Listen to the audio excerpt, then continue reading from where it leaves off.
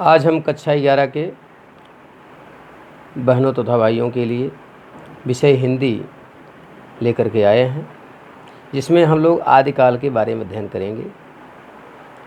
देखिए, आदिकाल का जो समय है वो अलग अलग लोगों का मत है, परंतु 743 से 1343 ईस्वी तक माना जाता है आदिकाल का समय।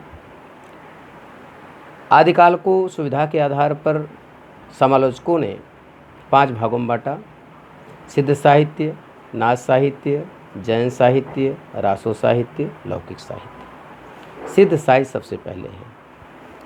सिद्ध साहित्य के प्रथम कवि शरप्पा को माना जाता है। शरप्पा सिद्ध साहित्य के प्रथम कवि थे और इन्हें हिंदी साहित्य का पहला कवि भी कहा जाता है। हिंदी साहित्य का प्रथम कवि शरप्पा कहा जाता है और सिद्ध साहित्य का पहला कवि भी शरप्पा कहा जाता है, और यहाँ तक कि आदिकाल के पहले कवि भी शरप्पा थे।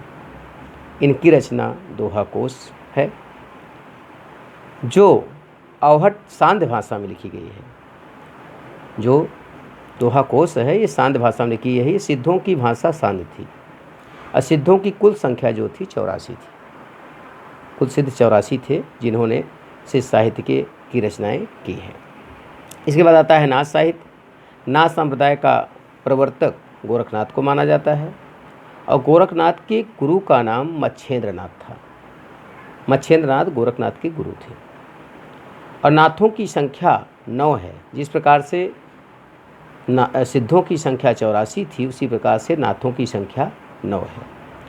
गोरखनाथ की रचना है प्राण संकली, जिसकी रचना इन्होंने अवहट्ट भाषा में किया है। प्राण संकली की रचना इन्होंने अवहट्ट भाषा में किया है। अब है जैन साहित्य। जैन साहित्य के प्रमुख कवि देवसेन हैं। इनकी रचना श्रवणकाचार्य जो है वह हिंदी साहित्य की पहली रचना है। हिंदी साहित्य के पहले कवि शरप्पा, हिंदी साहित्य की पहली रचना श्रवणकाचार्य माने जाते हैं। रासो साहित्य, यह साहित्य आदिकाल का सबसे महत्वपूर्ण है। रासो साहित्य, इसी साहित्य के नाम पर आदिकाल का नाम वीरगाथा काल रखा गया है। इसी कारण इसका नाम वीरगाथा काल रखा गया है। वीरगाथा काल कहा जाता है। अब वीरगाथा काल में सबसे पहले कवि जो आए चंद्रवरदायी। चंद्रवरदायी ने टिंगल पिंगल भाषा में पृथ्वीराज रासो की रचना की। पृथ्वीराज रासो अर्थात चंद्रवरदायी पृथ्वीराज चौहान के दरबारी कवि थे। इन्होंने उनके ऊपर रचना किया था और यह हिंदी साहित्य का पहला महाकाव्य है। पूछा सकता है कि हिंदी साहित्य का पहला महाकाव्य कौन सा है, तो बताएंगे पृथ्वीराज रासो ने परमाल रासो नामक काव्य की रचना की, जिसे आज हम आल्हा खंड के नाम से जाने जाता है। परमाल रासो को आल्हा खंड के नाम से जाना जाता है। आल्हा खंड माने आल्हा उदल 2 भाई थे, उनकी वीरता का वर्णन परमाल रासो नामक काव्य में किया गया, जिसको जगनिक ने किया है। इसीलिए इसका नाम आल्हा खंड कहा गया है। इसके बाद आता है रासो साहित्य की अन्य रचनाएं। कुछ और रचनाएं हुई हैं, जैसे बीसलदेव रासो ये रचना है। इसकी रचना नरपत नाल ने किया है। विजयपाल रासो नल सिंह ने किया है। खुमार रासो की रचना दलपत विजय ने किया है। हमीर रासो की रचना सारंगधर ने किया है। देखिए, ये जितनी रचनाएं रासो साहित्य में हैं, ये अधिकतम रचनाएं वीर रस से संबंधित हैं, परंतु एक बीसलदेव रासो ऐसी रचना है जो कि श्रृंगारिक रचना है। यह श्रृंगारिक रचना केवल बीसलदेव रासो है नरपतनाल की। ये श्रृंगारिक, बाकी सब वीर रसपूर्ण रचनाएं हैं। इसीलिए आजकल की विशेषताएं पूछ जाती हैं। विशेषताओं पूछा जाएगा तो बताएंगे वीर राजाओं का वर्णन किया जाता है। वीर रस की प्रधानताएं आदिकाल की विशेषताएं हैं। आदिकाल में कुछ अन्य कवि हुए जिन्हें लौकिक साहित्य कहा जाता है। लौकिक साहित्य में प्रमुख कवि हैं अमीर खुसरो और विद्यापति। अमीर खुसरो एक ऐसे कवि थे जिन्हें भारत का तोता कहा जाता है।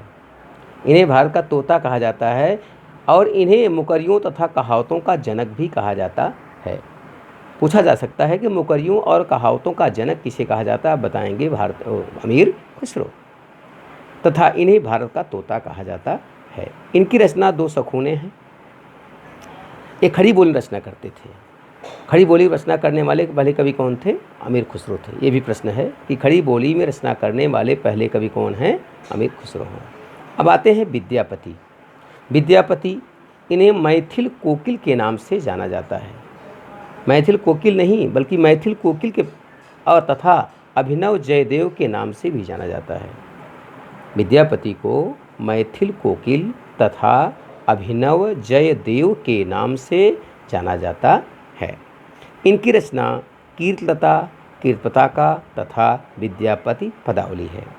देखिए, इनकी 3 रचनाएं हैं, परंतु कीर्तलता और कीर्तपताका ये अवहट्ट भाषा में है, अवहट्ट भाषा में, तथा विद्यापति पदावली जो है ये मैथिल भाषा में है। इसीलिए इन्हें मैथिल कोकिल के नाम से जाना जाता है। अब हम इससे संबंधित कुछ प्रश्न आप लोगों से पूछ रहे हैं, जिसका उत्तर आप कमेंट में देंगे। 5 प्रश्न होंगे आपके सामने। इसका प्रश्न मैं कमेंट में प्राप्त करना चाहता हूँ आप लोगों से। प्रश्न नंबर 1 है, आदिकाल को वीरगाथा काल किसने कहा? आदिकाल को वीरगाथा काल किसने कहा? तो हिंदी साहित्य के पहले कवि कौन थे? हिंदी साहित्य के पहले कवि कौन थे? प्रश्न नंबर 3 है, हिंदी साहित्य का पहला महाकाव्य कौन सा है? हिंदी साहित्य का पहला महाकाव्य कौन सा है? प्रश्न नंबर 4 है, मैथिल कोकिल के नाम से कौन जाना जाता है? प्रश्न नंबर 5, वीरगाथा काल के 2 कवियों का नाम। वीरगाथा काल के 2 कवियों का नाम। ये 5 प्रश्न हैं। 5 प्रश्नों का उत्तर आप हमें कमेंट में देंगे। बाकी हम अगले पीरियड में